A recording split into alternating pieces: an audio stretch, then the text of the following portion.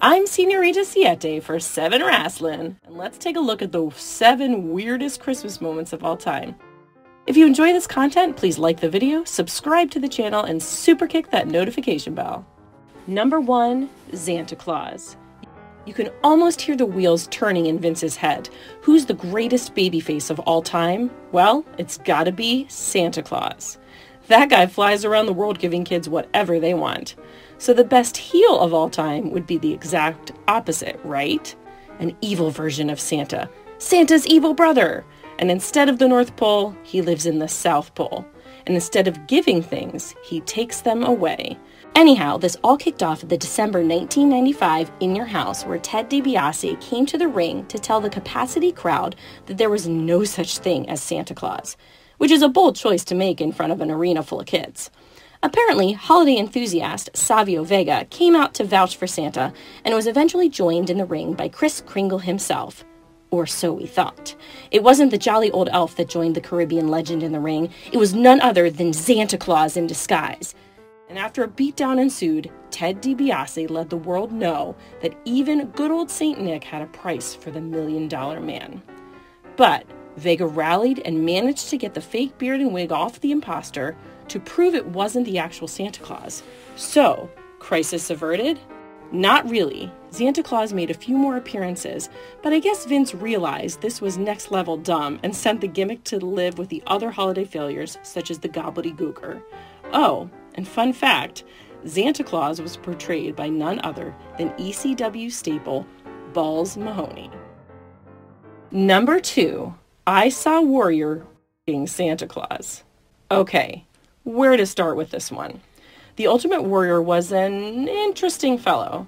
He started his own pseudo-religion known as Distrucity. He legally changed his name to Warrior to avoid copyright fights with the WWE, and he published a comic where it looked like he was sexually assaulting Santa Claus. That's right, in 1996, the Warrior released a series of comic books that featured the former WWE champion battling beings in another reality while simultaneously being in a coma in our dimension? Maybe? It wasn't very clear. But in issue 0, published on December 1st, the bizarre comic seemed to eschew a narrative structure and featured a series of bizarre holiday-themed images, such as the Warrior leaping from a chimney and scaring the bejesus out of 2 youngsters, or the Warrior battling some purple demon that has already mutilated a reindeer and stabbed Santa, or this moment where the Warrior stands there smiling in front of an undressed Santa who is shackled to a wall. Fortunately, that's as bad as it gets.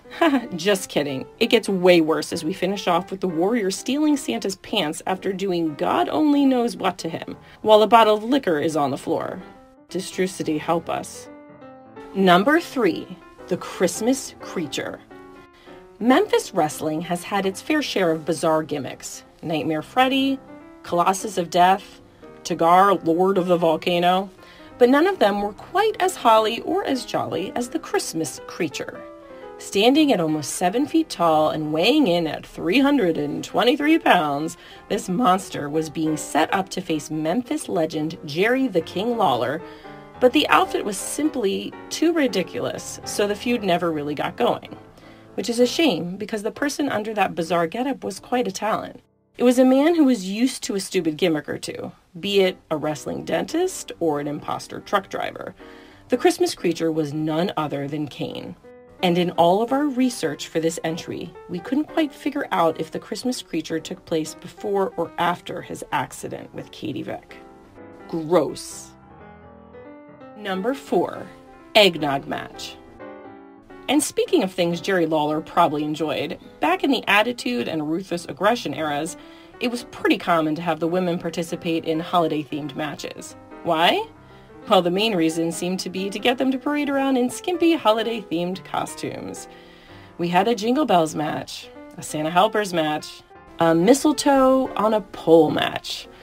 But the one that takes the fruitcake is when Tori Wilson squared off against Stacy Keibler in an eggnog match. And it was a whole thing.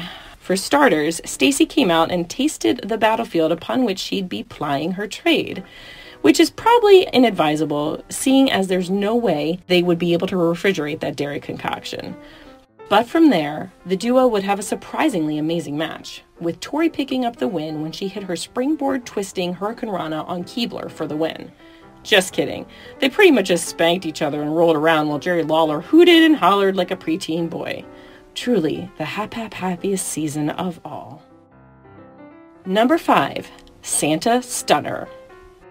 And apparently Santa Claus himself has some Jerry Lawler-esque tendencies. He proved it on the December 22nd, 1997 episode of Monday Night Raw as he awaited a visit from WWE's hottest diva at the time, Sable. But, probably not wanting to tell Santa what she really wants, Sable decided to stand him up. So, a youngster was brought into the ring to get to meet Kris Kringle. And when the kid accused him of not being the real Santa, he was kicked out of the ring. Oh, and fun fact, the kid is none other than Jimmy and Jay Uso's brother, Jeremiah. Welp, that level of disrespect wouldn't be tolerated by the Texas Rattlesnake. Steve Austin would make his way to the ring to try to prove that this wasn't the real Santa, and the best way to do that was to ask if Santa knew what he asked for Christmas when he was a 6-year-old little SOB. Santa said Austin wanted a Barbie doll and tiddlywinks. Oof, and that was the wrong answer. And although the segment didn't actually prove that the real Santa isn't a crappy old perv, we're hoping kids weren't watching 1997 Monday Night Raw anyway. Number 6, Yokos Nightmare. Now this one is technically great, but the fourth wall just gets decimated. Yokozuna was a monster heel unlike any the WWE had ever seen before. Usually the big bads just get built up to get squished by the good guy champion, but Yoko held the WWE title for nearly 10 months. So, it was very odd when the WWE produced a video where the Samoan monster was playing Santa for a bunch of children. And what was weirder was how much he was enjoying it. Did he have a change of heart? Was he about to become a jolly old babyface?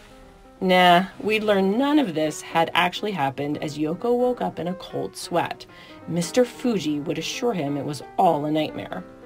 But there were two weird things about this. First of all, why was Mr. Fuji in Yoko's room? He got there within seconds.